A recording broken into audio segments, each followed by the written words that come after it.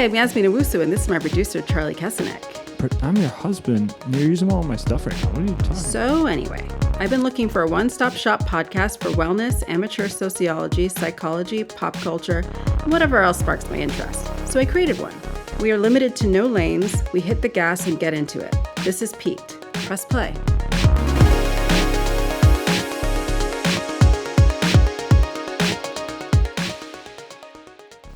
Hi, welcome back to Peaked Podcast. I'm Yasmin. I am seated, ready for our little talk in our little room. And it's the last one of 2025, actually.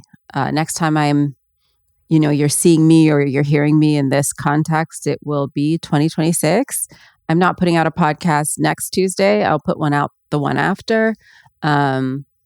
Christmas, New Year's, all that good stuff. We have family coming into town, and one person will be actually staying in this room. But, largely I just think it's a good time for me to just be present and present with family and just take some time to reassess and regroup and attack this and all my ventures with a renewed energy and focus, right? In that same vein, this episode, I just kind of wanted to reflect on where we're at as a country, as a society in general. I know this sounds really broad, but it is sparked by something, right? So I'm recording this on Saturday. You can do the time travel. It's Tuesday for you, but yesterday was Friday, and we had a slow trickle of Epstein files reveals, heavily redacted. A lot of things are redacted from it. So I think a lot of us still feel like we're getting placated to some extent, and we're not really getting the entirety of the scope of this necessarily. But we did get, some pretty revealing and disturbing photos of people who were associating with him and his victims. Anyone who's heavily associating with Epstein is suspect. I mean, I understand he was very active socially and in the New York City and Miami scene. So I don't simply think being photographed with him once necessarily means that you're involved largely in everything. You could say the same for P. Diddy. Being photographed one time on a yacht doesn't mean that you're, getting involved with baby oil after hours. I understand that. I will say some of the people I saw photographed were surprising. Noam Chomsky, what the hell? And this was well after many accusations have been made against Jeffrey Epstein that should have been disturbing enough that you wouldn't be having dinner with this man. So that is disturbing to me, and that is new to me. Not new to me was seeing a lot of Bill Clinton. Not new to me at all. But that is something that sparked a lot of dialogue online, which it gives me a bit of insight into maybe what is causing us to be so polarized, or why I feel so far from coming together as a society, but just as a country in general. And so let me just say what the dialogue is that I'm talking about. So there are a lot of people, and I don't know these people, so I couldn't tell you what their well-rounded political, moral, whatever affiliations are. But we can guess that a lot of them are conservative from context, because the dialogue was very like, well, see, you think that it's like just art, like you think Trump is the guy who rapes people or whatever. And, I can say that because he's been publicly, and it's public record that he's been accused of raping E. Jean Carroll, who is a columnist and a very accomplished writer. And, in that case against Donald Trump by E. Jean Carroll, he was found liable. The only reason it couldn't be pursued further in court, and he's not incarcerated for it, was it exceeded the statute of limitations. But the judge went as far in that case as to say, he did this thing, this is as far as we can take it legally, but he did it, So that is the court's finding on that, right? So now we have people saying, oh, you think it's just our guy? By the way, insane statement. like there can't be two rapists, right? But what about Bill Clinton? Look at him over there. And my response to that is like, yeah, it's disgusting. And I'm sure there are some crazy whack jobs who just decide to buy him and whatever politician that they've backed before, buy them hook, line, and sinker. But I don't believe that is how a lot of us who consider ourselves progressives operate.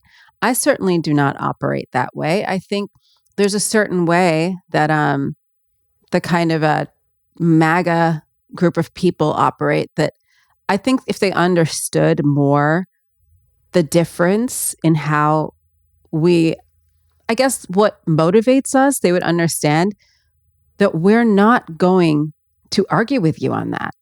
I think a large part of whatever you want to call it, our camp, have divested ourselves of Bill Clinton upwards of 20 years ago. The amount of accounts, allegations, I mean, you name it, about this man over the years. And we've also seen him be associated with Epstein before, and we believed it when we saw it then, and we believe it now. And, I put my money where my mouth is in terms of being someone who says that I believe women when they accuse people of sexual misconduct, assault,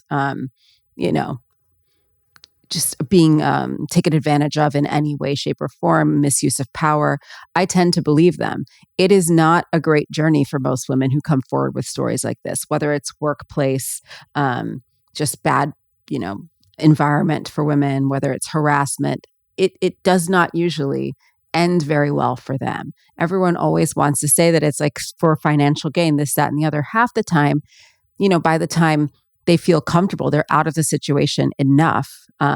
They're in, they're out of, whether it's a work situation, whether it's, that they've gotten through enough of the trauma and the shame and the whatever that it causes to come forward, or, they just feel that I got an undeniable feeling that they have to come forward. Oftentimes the statute of limitations has expired, like it did for E. Jean, and they just sort of don't have a whole lot of recourse. So now they're just, spilling their guts and ruining their life, and there's nothing to gain from it. They can't put the person in jail. They can't even necessarily get financial restitution of any kind. Not that that necessarily fixes what you lose in your life when something like that happens to you.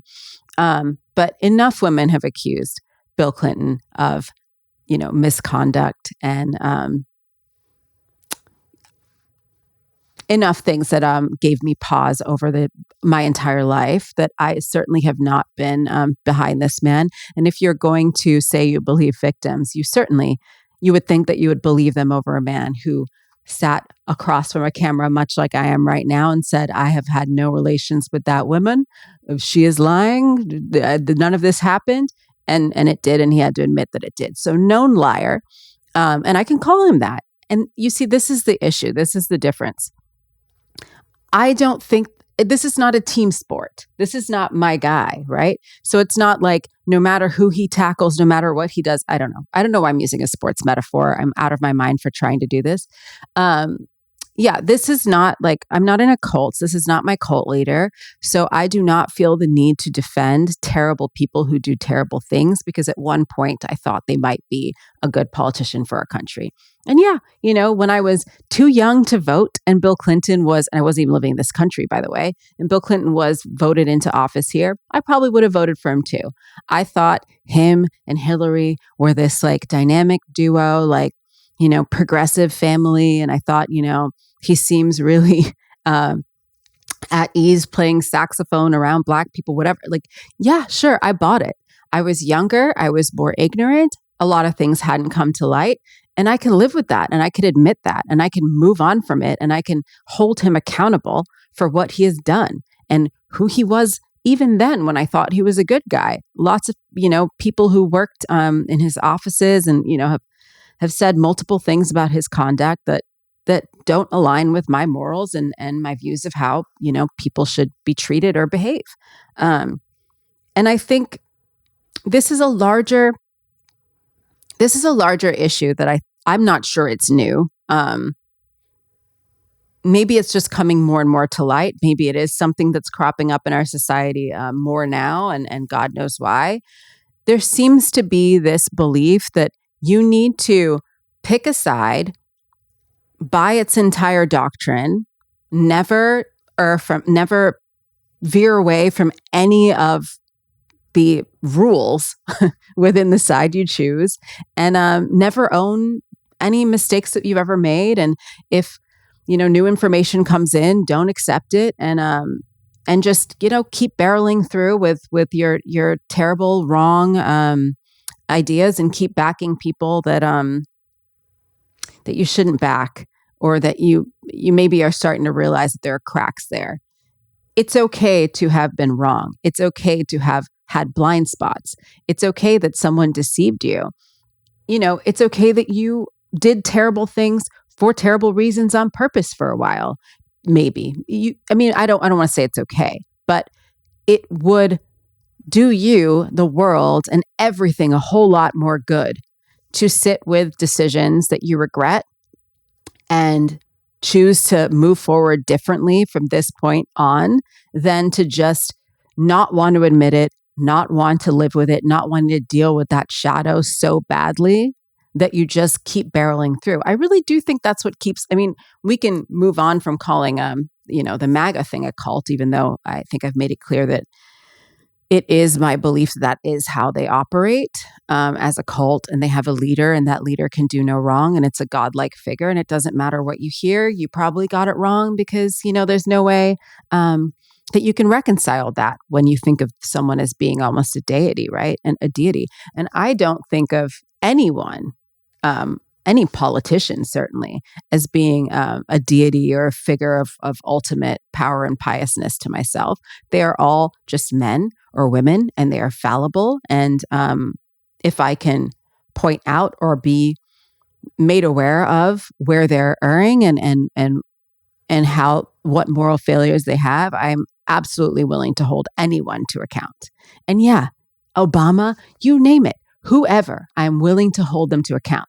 I've never been someone who's going to be like, yeah, Obama didn't have drone strikes. Yes, he did. Yes. Yeah. A lot of drone strikes, actually a lot of deportations too. I can say all these things. I want people to be able to hold nuance. I want myself to be able to hold it better than I do at this point. I think, you live in the seas that you live in, and you can't, separate what you're swimming in from what everyone else is. And so I'm sure it gets in some respect, but it's overwhelming me now how many things I think this bleeds into. There's dialogue online about, more and more women are choosing, not to have children. I could say that I've chosen that myself. But I think more what happened is I never chose to have children, and that I'm 43, and it looks unlikely. I could biologically still, to some extent, but if I haven't by now, I probably won't, right? And I think a lot of women, this is how the decision ends up happening. I think a lot of people also are just like, absolutely not. It's not for me. I think some people have, trauma with how they were raised, and maybe don't want to be involved with that, or myriad reasons people don't, or people do. And within those dialogues, you have a lot of, chatter about how people feel the need to put a value statement on whether you do or you don't. And there's just a level where there's always going to be some, I don't want to use the word regret, but we can all admit that there's a what if, or maybe I'm missing out on this on either side of it, right? Like, do I want to some extent, know what a kid of mine would look like? Do I want to maybe see if I could raise a child in ways better than, maybe in ways that I was raised in certain points, had a great dad, a little more troubled thing mom wise. So I'm like, well, maybe I could, so there's lots of things that I could say that could have been, fulfilling, that could have been interesting in a certain way. Definitely not enough for me to make that decision, and for me to do something so life-changing and with such high stakes. This is a human you're talking about, right? And so it can't just be this little experiment that I'm doing, because now this human has to live with that. And if I'm not 100% sure that I want to undergo or take on that undertaking, it probably is not a good idea. I think you have to really want to have kids. Um, and I think a lot of us who have been the kids of people who maybe should have given it some more thought can attest to the fact that you probably should just really want to do that. But one way or the other, there are things about motherhood that I look at. I'm like, that could have been nice, right? And I think, from some of my more forthcoming friends that have children, there are certain things that they miss about not having kids, certain things they wonder if they could have traveled more, could have been easier, or like there's certain just weights that it carries. And I don't, burdened is a strong word, but um, there's a lot of responsibility for another person and for a long period of time where you could feel at certain points of your life a little bit more lightness and freedom if you weren't carrying that level of responsibility and worry and concern for another human. That is 100% your responsibility, at least until they're 18. But to some extent, that never ends, right? So there's always going to be feelings around that of what you could have done, what your life could have looked like if you didn't take on that thing that is so all encompassing, right? So like I'm over here on the side of like not having kids and probably not going to, thinking, well, what could that have been like? Have I missed out maybe on some big experience, while at the same time holding nuance and owning that I knew enough to make this choice, and I knew enough about the stakes, the potential consequences of not being sure, how important it is to really think about something that is that serious beforehand. And so I feel strong in my decision. I feel that I made the right one, at least to this point. I mean, if in the next year I make $1 billion and I have a lot of support, maybe I'll give it another think. But probably not. Probably not. I think every time I've ever thought about it, I've oscillated back to like, if it ain't broke, But yeah, on the other side, you do have a lot of moms who really seem to be bothered and triggered by people who choose not to have children, who are going to be like, well, that's what life actually is all about. Men too will say this kind of thing, like, well, your life must be miserable without kids. I would argue that I've maybe seen more people having adverse mental health who are raising children than people who have chosen not to, because they know that it is not something their mental health can sustain. And I think there are statistics to back that up that I've seen online. So again, this is not me saying women don't have children. This is not me saying, hey, everybody, be a liberal, don't be no. It's about, you need to really think about and assess your choices and consistently investigate them over time. Make sure you're dealing with your shadows, your regrets, the things in your life that you would do differently. Could you do them again? And, understanding hindsight is 20/20, but you are supposed to use, your past experience to inform your new ones. And I think we're getting that ass backwards a lot, where people are using their past experience to almost just decide, like, if they admit fault or look at it, it just means they wasted their life, they wasted their time, they did it wrong, they can't go back. Every day that you're alive, you can change your life and move forward in a way that is more aligned and more positive for you.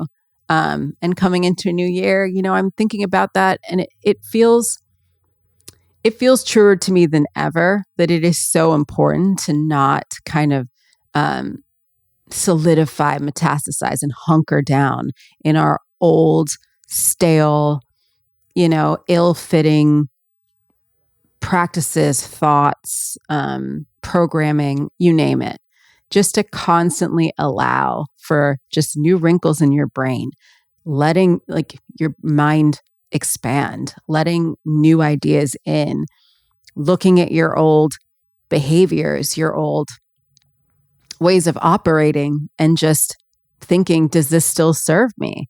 And you can think it doesn't serve you anymore while completely honoring why you needed it when you needed it, right?